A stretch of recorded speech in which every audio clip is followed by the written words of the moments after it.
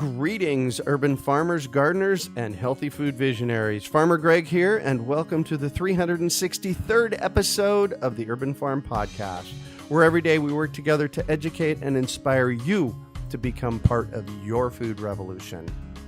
Hey, Urban Farm Podcast listeners, we want to know what you think about our podcast. You've been listening to me for almost 3 years now, and I want to hear from you. I have some very specific questions, including what you like about our podcast and where we should be going next. The important part is, I really want your opinion. I'm looking to connect with 50 listeners from no more than 10 minutes who are willing to share your thoughts. It's simple to sign up. Go to urbanfarm.org and look at the top menu. Sign up there. I look forward to chatting. In nature, we don't find closed-loop systems. We find circular systems where energy and resources are part of a loop, repeating itself endlessly and sustaining those systems. Growing food should be a circular system too, and aquaponics is a perfect example. Aquaponics uses natural cycles where fish feed plants and plants feed fish. Let us teach you how to start your own fish-powered garden in a few easy steps. Just text GROWFISH to 33444 or visit iwanttogrowfish.com and you'll receive our free webinar on how to grow your own fish-powered garden. Today on our podcast, we have a first-generation farmer who is helping others find healing through farming and growing healthy food. We're talking with Stepheni Norton about Heirloom small plot urban farming. Stepheni is a retired chief petty officer and decorated military veteran with almost 20 years of hands-on entrepreneurial experience. She is the co-owner and founding farmer of National City's Dickinson Farm and Dickinson Larder. Her journey to heirloom farming began when she purchased the Wallace Dickinson House while she was deployed with the U.S. Coast Guard Port Security Detachment. Stepheni designed the Dickinson Farm, the first licensed farm in National City since the 1900s. She then launched Pharmacy, a curated CSA and anti-inflammatory meal prep service designed for caregivers and patients receiving ongoing outpatient care, as well as for individuals and families on specialty diets. Welcome to the show today, Stepheni. Are you ready to rock the Urban Farm Podcast? Let's do it. Sweet. So I shared a bit about you. Can you fill in the blanks for us and share more about the path you took to get where you're at today? Absolutely. We never, ever expected to be doing what we're doing. I can absolutely tell you that with 100% confidence. I love that. We bought the historic Wallace Dickinson House and property after this, years prior when we first started dating, we came up with an almost obnoxious level of wants out of a piece of property in Southern California, knowing that it was probably just some dreamy list that we would never achieve.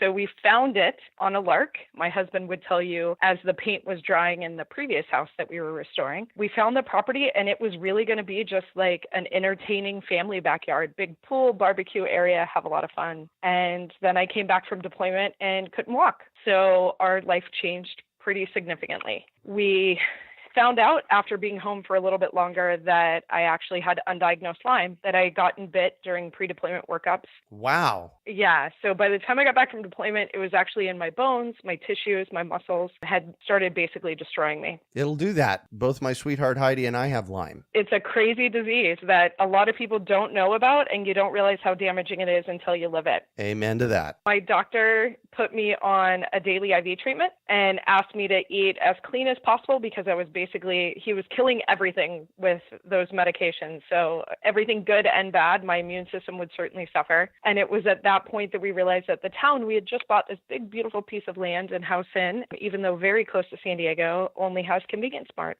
or it did at the time. So we were spending all of our days in treatment. My husband was going to his duty at night, and we figured out very quickly he couldn't cook. We just didn't have access to fresh, clean food. I kind of took it into my own hands to make that happen. Wow. And this property that you bought with the pool, is that the one where you're at now? It is. So it didn't have a pool. All it had was a big open space with a bunch of ice plants and some weed trees, very huge trees that we found out later were just weeds that it had overgrown. So we ripped it all out and started with about 8 raised beds that were built by my family for me that were tall enough that I could sit on the edge. So if there were a day that I was having trouble bending over, that I could sit there. And that's where we started. And, the joke is that we wanted 2 or 3 tomatoes and we ended up with 23. We realized how fertile that the local soil was. 23 tomato plants? No, just tomatoes. Like each week, we just wanted a little bit, right? Just a little bit of clean food for me. And everything was just abundant. We were giving a lot of the food away, giving it to neighbors, giving it to a small co-op. And more people were asking to buy it from us.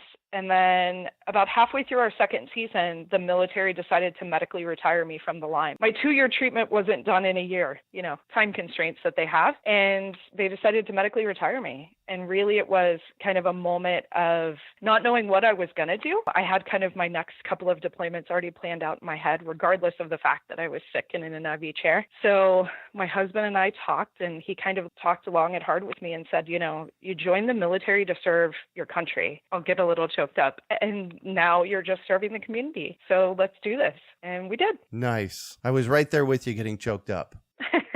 I could feel it. Wow. So you're a veteran. You came back from deployment. How is this affecting your experience with your farming business?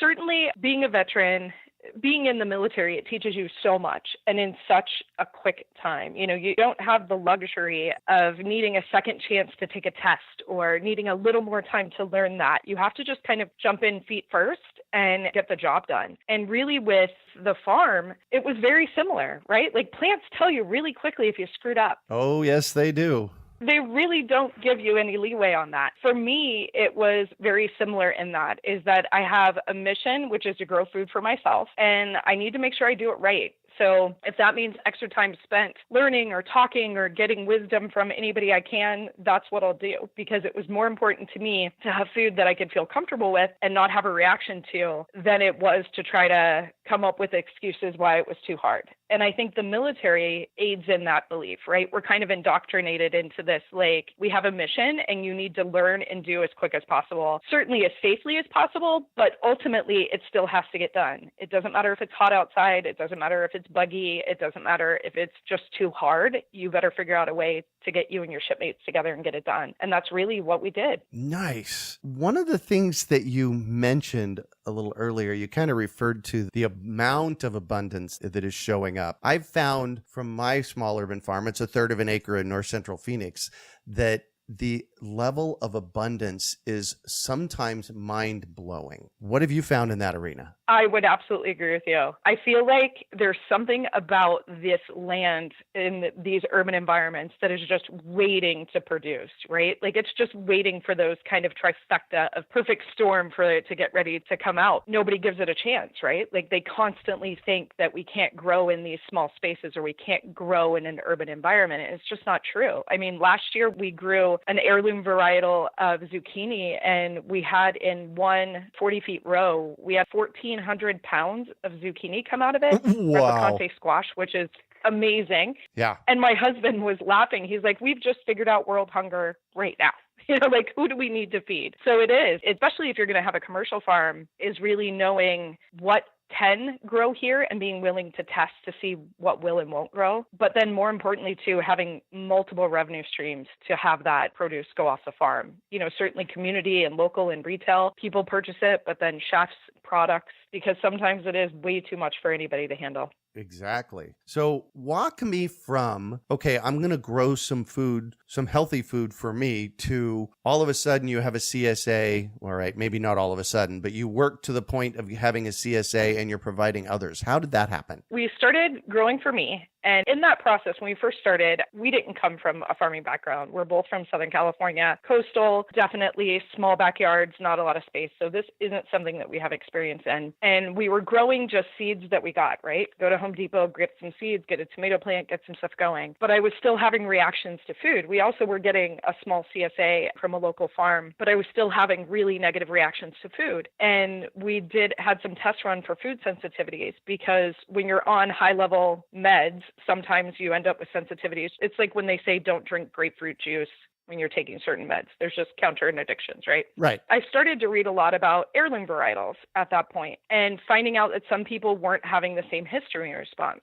So specifically, one of the worst that I was having was corn, conventional corn. I would have twitches really bad. My legs would shake, almost a mini seizure when I would eat anything with corn in it. It happened fairly quickly. I'd never had that before. I'm certainly a California kid. Rolled tacos are my thing. And my husband was to the point that he was like, I don't care. You're not eating corn anymore. I can't live with taking care of you like this as one more thing that we're dealing with. It's not safe for you. And I convinced him to let us try heirloom corn. And when my dad and I were out there and we were pulling sweet corn off and eating it and I didn't have a reaction, literally the next week we ripped everything out and went heirloom for all of our varietals. All the things about GMO and conventional and everything that you hear no longer became kind of what is just said in the static around you. It wasn't anecdotal anymore. It was something that I was able to see the difference, and other people like me needed it. So it really became that kind of catalyst for us to change this perspective to say, this is bigger than just me and me having food. For people that it matters to, just like me, for people that have sensitivities that are going through treatment protocols, it matters.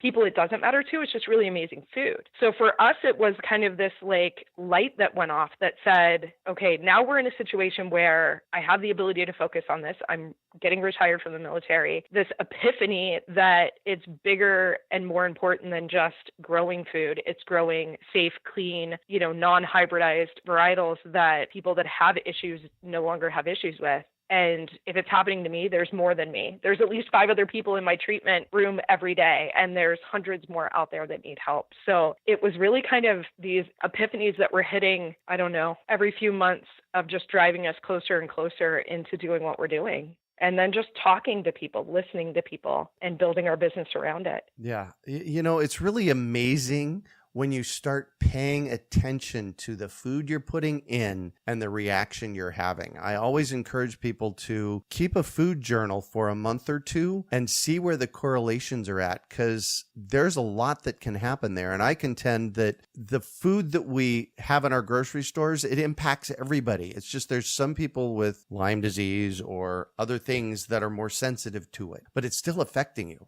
Absolutely. I talk to people that say, oh no, I can't have whatever, right? So I can't eat eggplant because I end up with migraines after it. I'm like, okay, are you sure it's eggplant, or are you buying organic or non-organic? And they'll say like, oh, I don't waste my money on that organic. It's like, okay, well, it could quite possibly be that you're sensitive to pesticides.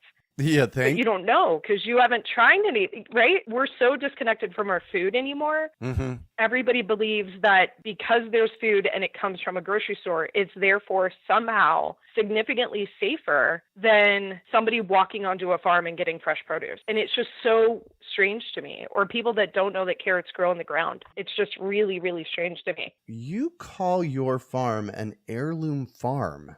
We already got the picture on why you're using seeds. Why do you call it an heirloom farm? Really, how we're growing is more in that vein as well. We're on historic property. Wallace Dickinson was considered one of the top horticulturists of the area in the 1800s. He had groves and groves all around us of citrus and olive trees. His wife had a kitchen garden, which is about in the same place as our original raised boxes. We grow our plants as close as what we know that they would have grown in the wild. So like our tomatoes, we completely grow as this kind of bramble vine. They get really bushy, they lay over. And when they're ready to come out, they kind of tell us because they completely die off and get hollow and we pull them. We have hops that we do the same way. Hops wasn't meant to completely be grown on a 30-foot pole with one line that you pull down once a year. So we really try to allow the plants to grow the way they would have, and then with that, be less stressed. It may not look as traditional as a commercial farm, but our plants are, from our perspective, certainly less of a pest load that we have to manage. They taste a ton better, and they're beautiful in kind of their own right. Nobody can deny that an heirloom tomato is tasty, even though it's kind of got a little bit of an ugly side to it. Right. Well, you use the word traditional farm. I think we're at a point in our food revolution that we're redefining what a traditional farm looks like. Tell me about that. Absolutely. I think that, it's a hard conversation. We have people come here and they'll say, oh, this is a garden. I'm like, well, we're licensed like a farm. We're a farm. And I try to educate people in what it means to be a farm, whether it's the legal regulatory definition, and then get them to see that how that plays out is very different. It's really no different than like a car, right? So you have a car that say, it can be a smart car, which is teeny tiny, or it can be a Lincoln, which is still a car, but bigger, right? It's just a different version of it. Uh-huh. And I think that farming is starting to show us that you can still,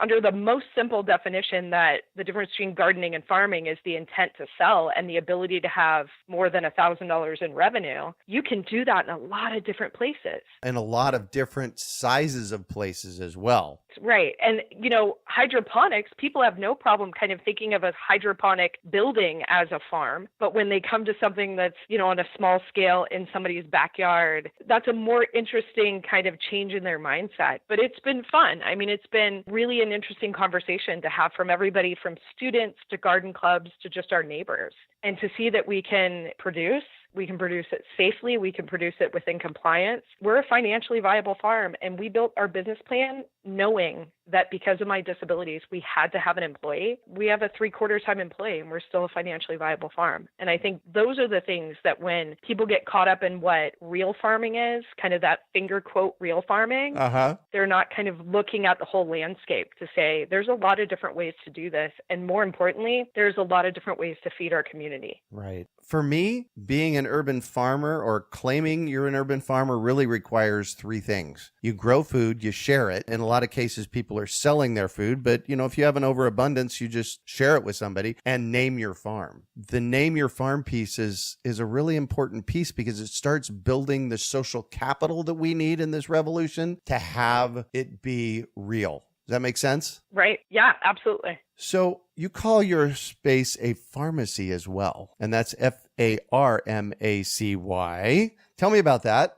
So yeah, that was another one of those little epiphanies, right? Is that we knew that we were providing food to our community. We were providing food to my clinic. But it wasn't anything talking about that kind of social collateral and that piece of it. It wasn't something that we really bragged about, right? We didn't talk to people about it. If somebody asked, we would definitely sell them food and kind of curate something specifically for them. But it wasn't something we jumped right in and said, oh, let me go charge this and make sure that people get this message. We were just doing what we were doing. And last year we went out to dinner with my infusion nurse, who of course I saw every day of my life for 2 years straight. We were celebrating the holidays with her, and she was asking about the farm and what we were doing and, how things were going, who we were selling to. And I was explaining it to her. And of course I kept on saying, well, I'm selling, we're selling to our community, and our end goal is that people would walk here, and totally explaining it to her. We're just so proud and kind of beaming with what we had accomplished. And she said, Stepheni, your community is the people that sat next to you in IV chairs too. And I was like, oh yeah. And what I noticed, and I think all of us are guilty of it, is when somebody says something that's like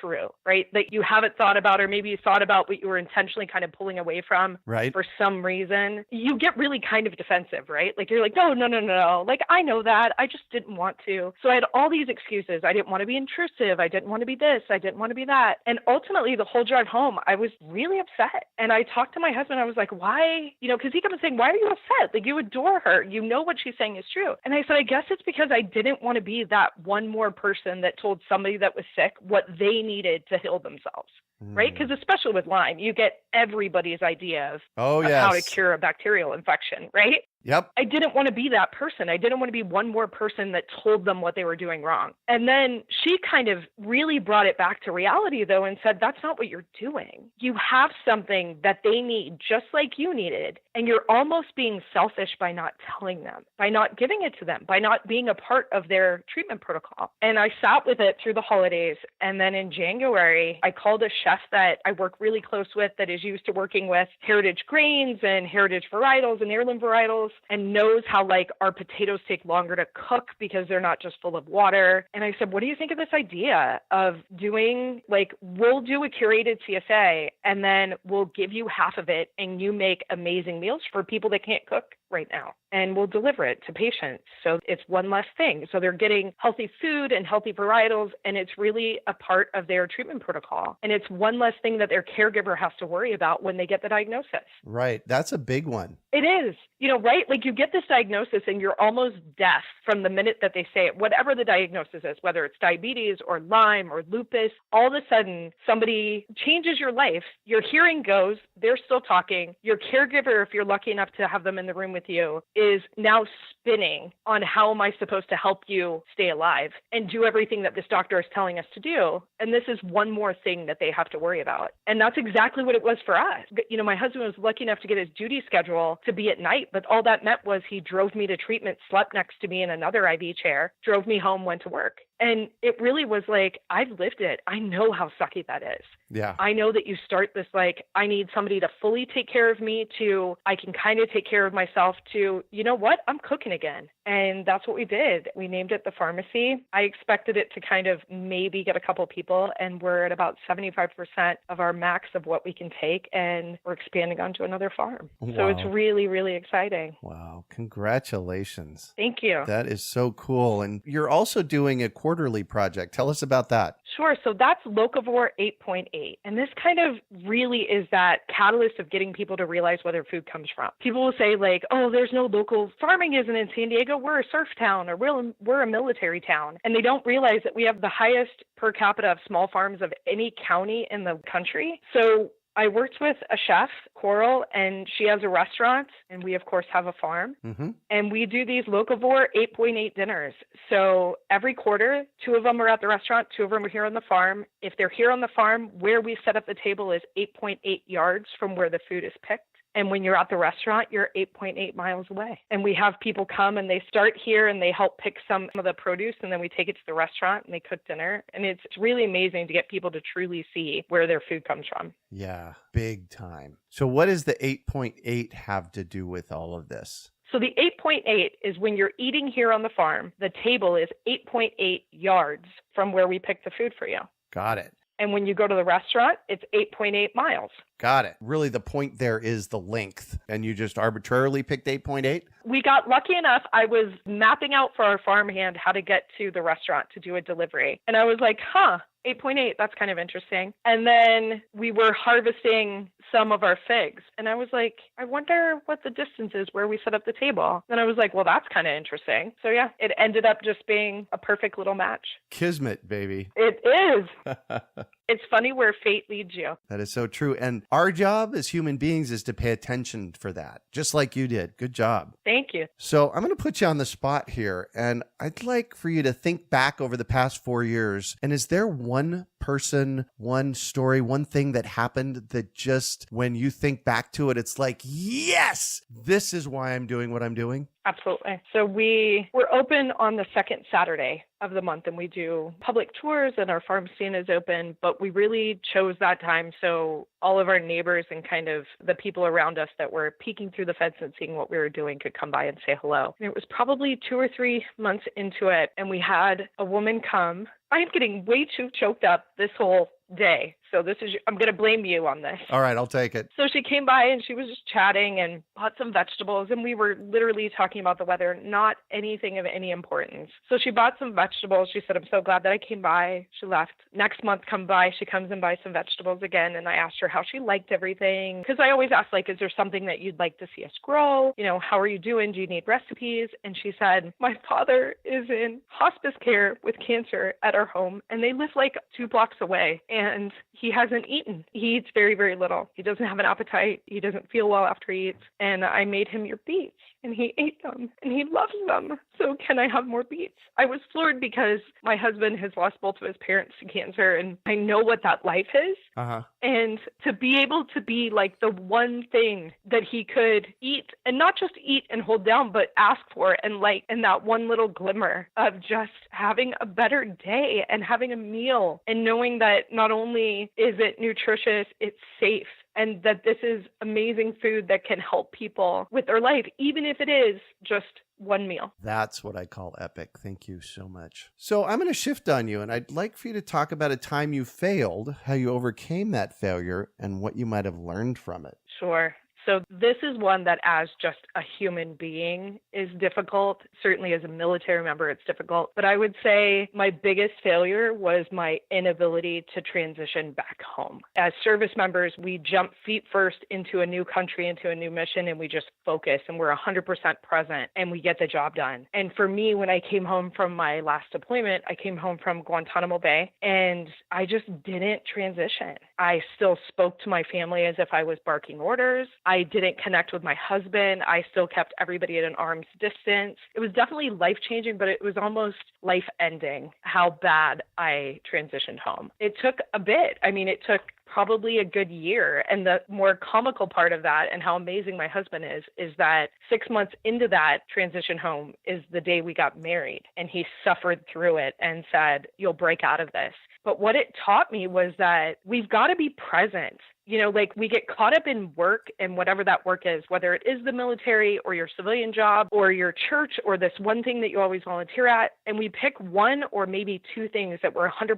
present in and we focus all of our energy on. And we sometimes just forget everything else that's around us. And when we have to change our perspective or kind of made to focus on something else, like I was when all of a sudden, you know, I'm on an island one day and I'm plunked into a house that I never really lived in until I got home, that you still have to be present and that there's people around you that care about you, whether they're the people you work with, the people that love you. In this case, my fiance that had enough faith and love in me to marry me anyway. And then I can tell you about 6 or 8 months after we got married, he was like, "There she is. Nice. She's home now." How did you successfully make that shift? In hindsight, for me, it was really my family that helped me make that shift. I don't know that it was something that I consciously did. You know, when I was like, "Do this, do that, get away from me, I don't need this," you know, just really intense kind of perspective, they wouldn't give in. They wouldn't walk away. When I said, "Go away, like, I don't need you to be here. I don't need you to be this close to me. I need you to get work done," the answer wasn't just to take what I was saying and do it. It was instead to sit a little closer, to talk to me a little calmer, you know, to walk me through things. We ended up with a dog while I was deployed and play with the dog with me. So it was really, instead of doing what I think I would have not hold it against them at all if they would have just been like, "Yeah, whatever, she'll get over it," and kind of left me to my own dark place, was instead just like overabundantly gushing on me with love, which the most comical part of that is I have a very big, tall, burly husband that doesn't come across as he's really loving, even though he is. My father is a retired chief in the Navy, and my cousin was here at the time too. And he got home as I was leaving for Gitmo. He was coming home from Afghanistan. So all of them are very like intense, manly men. Uh-huh. And for them to just like gush on me in their own way, you know, build the boxes for me when I needed them for food, when they were saying, "Hey, why don't we, on the way to treatment, why don't we just stop by the beach and we can sit there for a little bit?" And when I'm like, "No, that's not productive, let's get going," their answer was like, "Well, I need that. Could you just let me do that?" I'm like, "Yeah, that's fine, whatever." Nice. So they definitely kind of helped me see the presence that I was in, which was, you know, greatness, really amazing people that truly love me in a town that's great to be home in. Wow. I have to tell you, you got choked up a couple of times. I have multiple times since we started talking, gotten a little choked up. This is epic. Your story is epic and you are amazing. Thank you. So out of all this, what do you consider your biggest success? I think, quite honestly, and I'm looking out my window right now from my office desk at the farm, and the wind is kind of blowing in the flowers. It really is this farm. It's taking something like Lyme and taking something like a bad deployment and all the anger that comes from that and watching something literally beautiful sprout and grow. It's never a place that I thought I would be, but I don't even know what place I would want to be at right now, except this one. Nice. I just had this thought too. Early on, you said, and this falls under the category of successes, you said that you made this unbelievable list of what you wanted in a property. And my sense from your story was you got that list. Yeah, absolutely. And I got the guy, which is even, you know, the cooler part of the story too. Oh, there you go. Yeah. And I stuck with that guy. Yeah, exactly. We as human beings have to remember that the universe wants to give us everything that we desire. We just have to proclaim it. I've been in the urban farm here for 29 years. Oh, wow. Yeah, I had a list of 10 things that I wanted in a house that were a bit of a stretch, and I got all 10 of them. That's amazing. Yeah, it really is, isn't it? Well, you experienced that too. Yeah. We just have to remember, we have to ask. That's right. Yeah. You just have to ask. So what drives you? I think what drives me kind of continuously is just kind of what we're talking about. It's this idea that people are going to ask for what they need. And if you have the strength to give it to them, you should. And the times when you don't have that strength, that you need a little help and you're willing to ask, hopefully it'll circle back. I just believe really strongly that you have to give of your strengths. And for us on the farm, that's our food. That's what we're growing. That's that customer service and that communication. And it drives us every day. I talk to our customers sometimes, more times a day than I can even get to in the hours. But every day I talk to at least 3 or 4 of our customers and really hear what they need. And that drives me every day. They have ideas of, what we should grow and have you ever heard of? And oh my gosh, my grandmother, grew this one turnip and I can remember she would cook it every Sunday. Those type of things are what keeps us going all the time, is seeing the light in somebody's eyes when they have a good meal, or they see, a kid when they figure out that, baby carrots don't just come in a bag. Those things are kind of amazing. Big time. So how long have you been running your farm? What's the timeline on this? So we planted our first tree and our first box of vegetables in summer of 2014. And then we went to market for the first time. So still pretty quick. We're only coming up on 4 years this summer. And then we went to market for the first time in June of 16. It took us almost 18 months to get all of our licensing in place. Cool. And what markets are you at? When we first started, we did a farm stand at the end of our road, which is a craft beer bar.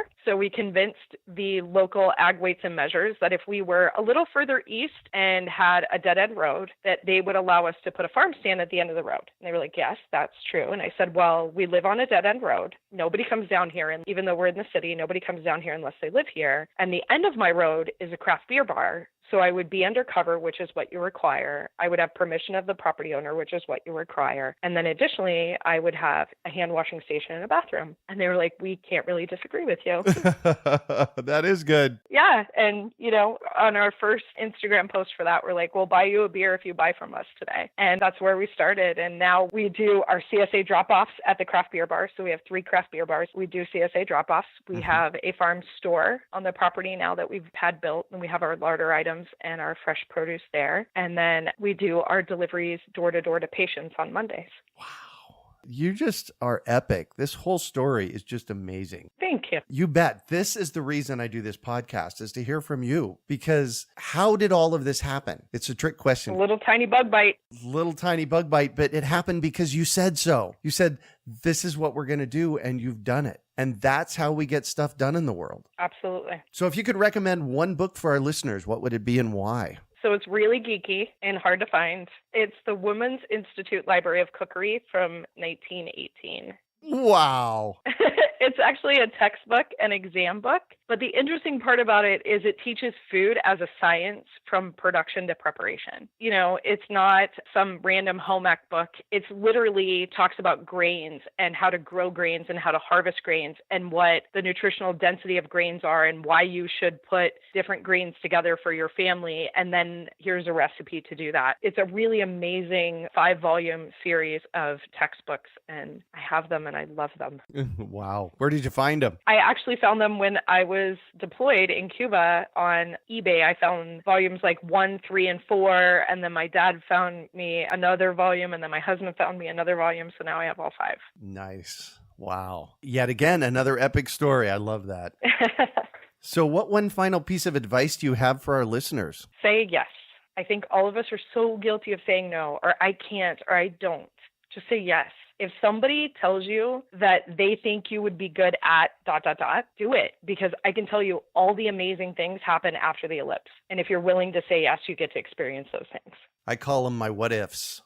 What if we could do that? Yeah. Why not? Exactly. Nobody's telling you can't. Right. Who else is going to do it? You got to get out there and get busy. Start your farm. Absolutely. Start growing food. Well, thank you so much for joining us on the show today, Stepheni. Thank you. So how can our listeners get a hold of you? So we're really busy on Instagram, and that's Dickinson Farm 1888. And then also just our website. It's dickinson.farm. No .com, that's old school, just .farm. Oh, nice. You can also find show notes from today's podcast at urbanfarm.org/Dickinson Farm. You can also find our podcast with Sarah Sanchez in episode number 269, all about Lyme disease. She is one of the Lyme advocates out there in the world. And so if you want to know more about Lyme from Sarah, that's episode 269 on the podcast. We are your urban farming resource. You can find our podcast on iTunes, Google Play, Stitcher, and iHeartRadio. Also visit urbanfarm.org to find articles, podcasts, webinars, courses, and more. Well, that's it for today. Thanks for joining us on the Urban Farm Podcast. Hey, Urban Farm Podcast listeners. We want to know what you think about our podcast. You've been listening to me for almost 3 years now, and I want to hear from you. I have some very specific questions, including what you like about our podcast and where we should be going next. The important part is, I really want your opinion. I'm looking to connect with 50 listeners from no more than 10 minutes who are willing to share your thoughts. It's simple to sign up. Go to urbanfarm.org and look at the top menu. Sign up there. I look forward to chatting. Do you want to save money at the grocery store, eat more organic whole foods, cultivate food security, and feel more connected to the earth? If so, then growing your own food is a no-brainer. You wouldn't believe how many people come to me claiming that they can't grow their own food. They think they don't have enough space, that they're too busy, or that they simply don't have what it takes. Perhaps you've fallen for one of these gardening myths. If you think you can't grow food, or if you think the only food you have access to is what you buy at the grocery store, I have a life-changing webinar that you need to see. It's free and will help you unearth your inner gardener. I've helped thousands of people just like you learn to grow their own food. And I'm speaking from my own experience when I say that with the right knowledge in place, there is no such thing as a brown thumb. With this free webinar, you can begin making your garden dreams come true and start growing delicious, nutritious food for your family. Just text GARDEN to 44222 or go to iwanttogarden.com and you will receive our free webinar about the 7 key factors you need to know to grow your own food. Remember, that's GARDEN to 44222 or iwanttogarden.com. We hope you enjoyed today's episode of the Urban Farm Podcast. Remember to listen for tips, advice, and resources to help you on your journey with urban farming. You can find us on the web at urbanfarm.org or send us an email to podcast@urbanfarm.org. In the words of Vincent van Gogh, great things are done by a series of small things brought together. Be encouraged that with each lesson learned and skill developed, you are one step closer in the direction of your dreams.